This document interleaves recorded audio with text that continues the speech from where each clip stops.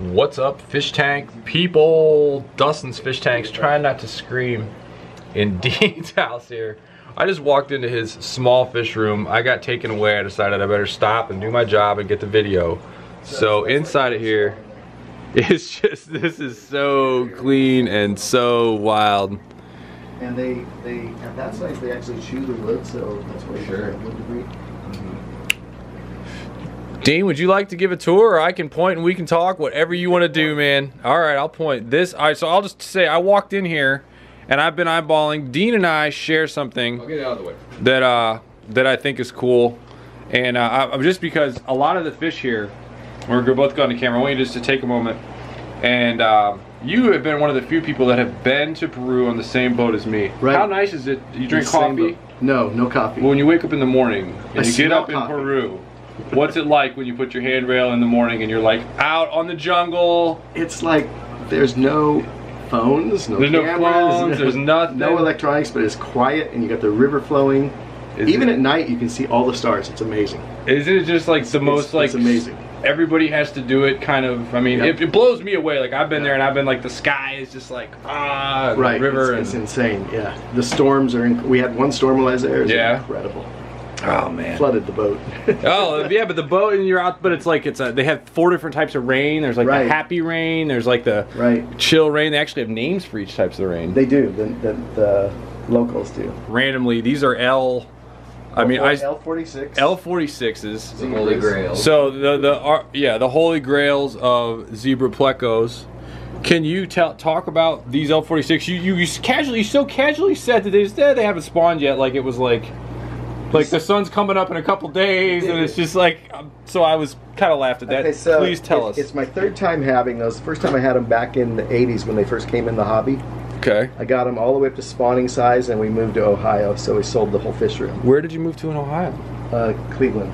Chagrin Falls, actually. I know Chagrin Falls well. Yeah. My dad is a season ticket Browns holder for too long. Oh, yeah. So they went away then. Then I got another group about 4 or 5 years ago. Had them all the way up to this size, and I had a heater stick on when I went to Canada. So that was the end of that group. They were Pleco soup when I came home. Did any of those groups spawn? No, they were dead. Oh, but I didn't know if they had been prior for you. Okay. Just about, and these are probably about 6 months from breeding, I'm guessing. See, these are kind of the opposite. These are white with black stripes. Mm-hmm. These are black with white stripes. But they actually call them yellow stripes. But if you look at the fry, it's more white. Wow. And I've got these guys spawning. Those are those are L33s. How on earth did you spawn those? How on earth? I mean, that's just, I know you don't get in the tank to spawn with them. Like everybody. I put them in the tank, I put 5 in the tank, put caves. I ended up with 3 males, 2 females. I actually bought 6 originally. I lost 1 along the way. Lost? But you load, how many caves per fish? Like 5 fish, tons of caves? 3 caves in that tank. Not in this tank, but in the tank. No, in the spawning tank. 3 caves and 5 fish? Yep. The females don't take caves. They get trapped in the caves. Did you know the genders coming in? No. Females don't take caves, they get trapped in caves. I always said Plecos were gangster. This is why we call them the Gangster Pleco. The male has the female trapped in the cave. Wow. Now, once they're trapped, then some water changes will trigger spawning. Now, do you change the temperature when you do the water change too? Or is that not as necessary? I don't know.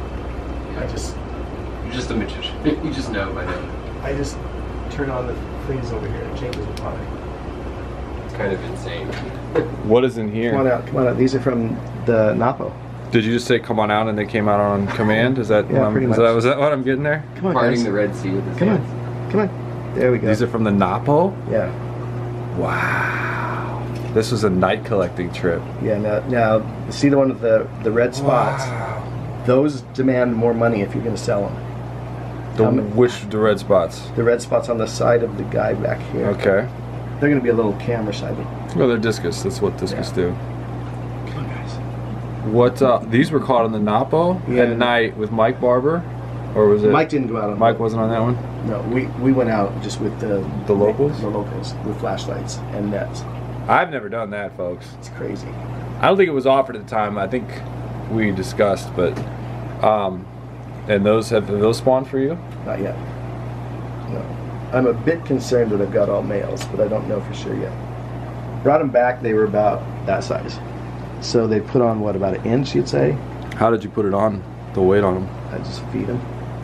And it's interesting. Remember in the old days how wild discus are so hard to get to eat anything? These eat dry food like that. Really? Yeah. Is that the quality of the food that's changed, or no? Is it I think it's we used to treat them as babies rather than fish. Yeah. Do you when you get them in from the wild, do you like deworm them and hit them with a bunch of everything? Twice, everything twice. Yep. You do a similar routine to Mike Barber. Do you know his routine? Pretty much. What was the This region? Yeah. What was the conditions like where you caught those hatchets, Mike? Right under some grasses on the side of the bank. How many did you get in one swoop? 11 in the first net. Wow. All right, Samuel. Oh, okay.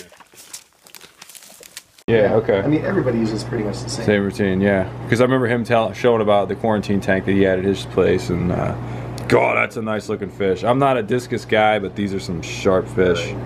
I first bred discus when I was like 13. 13? Yeah. They were You talk browns. about addict, wow. But then I quit having them because I got tired of what they were doing to them.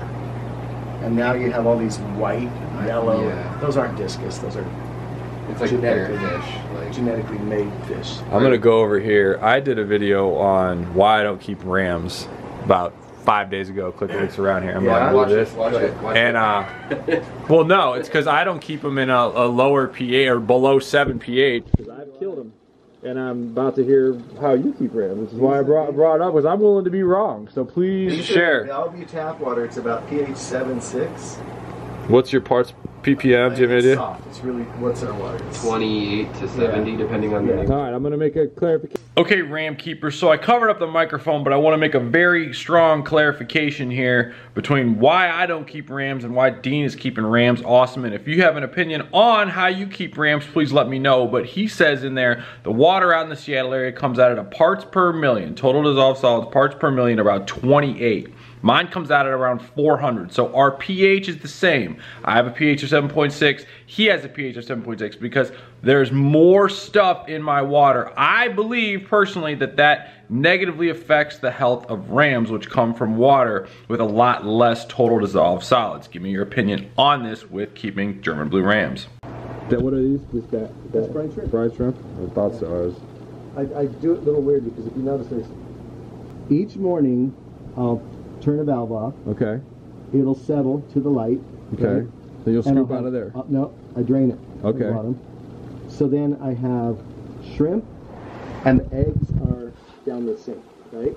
Okay. I keep the water, put the water back in, put half the shrimp back in here, feed the rest to the fry, and then at night I can just drain this. Don't have to worry about settling it because it's just shrimp. How old is that green container these are in? 34 or 5 years.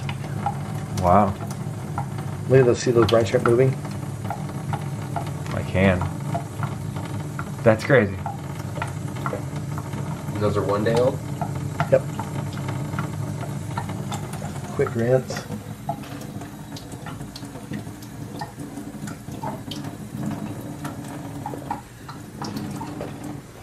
Okay. 36 hours.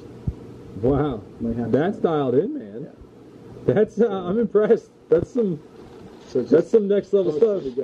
But you're a next level breeder though, so I really like the correlation between. Yeah, they have to flip that back on. I like that every knob is uniform. There's a reason for that. There's a reason for that because you can catch these knobs this way, this way. Look at that. It doesn't close all the way, and it's not slippery. And you get it from the other way. It's not slippery like the plastic ones, right? We're an efficiency expert. And you can get them on eBay for like 25 for 15 Dude, you go in and you just learn so much. You know what I'm saying? Yeah. Like, wow, these are, what do we got? So the Guppies, I forget what variety these are.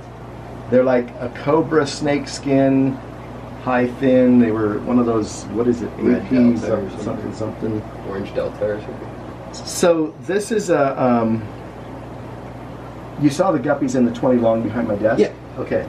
Started with a pair of guppies in November. Yeah. This is a breeding fish for profit thing. Yeah, I'm a guppy guy too. Okay. So, Handler, but but you see all these videos online about breeding fish for profit. They put guppies and shrimp and catfish and plecos all in a tank. They're not making any profit. The guppies babies are getting eaten. The shrimp are getting eaten by the guppies. So what I wanted to do is, can I really breed these for profit with just buying one pair? So I bought one pair in November, spawned them, took the babies out, spawned them, took the babies out, took the babies out. By January, I was selling pairs back to the store. And I'm thinking, okay, so breeding fish for profit, that means you got to pay for the tank, food, water, right? Right. If you're really going to breed fish for profit, you got to make a profit. And so I was just trying to see, you know, can you really do that? And in 3 months, paid for the fish, made profit. Wow. Would have paid for the tank. yeah. Everything. You know, if you total up the amount. Dean, are you a full for this? What you do? Breed fish? No, I teach culinary school. Okay. I'm a chef instructor. How would you prepare these guppies? For So here's what you didn't see, because I just had to do it tonight so you could see the babies. Aha. So I love it when I hear a clunk clunk and then he pulls out something. Go ahead, please So- continue. This tank is full of males and females, right? Right. All those females were in this, sitting in this tank. Aha. So now they're going to go in here for 2-3 weeks. They're going to get pregnant. So I did too. Meantime, these will grow up. I'll get rid of them. I'll put them all in a thing. They all drop. They all go. They back all in. go back in. Oh, that's awesome. Throw them in You want to there. breed for profit, or Rinse, you want repeat. to Breed and have it play with eaten. fish? Yeah. So That's cool. yeah, that's the way to do it. So then, at what age are you separating the sexes?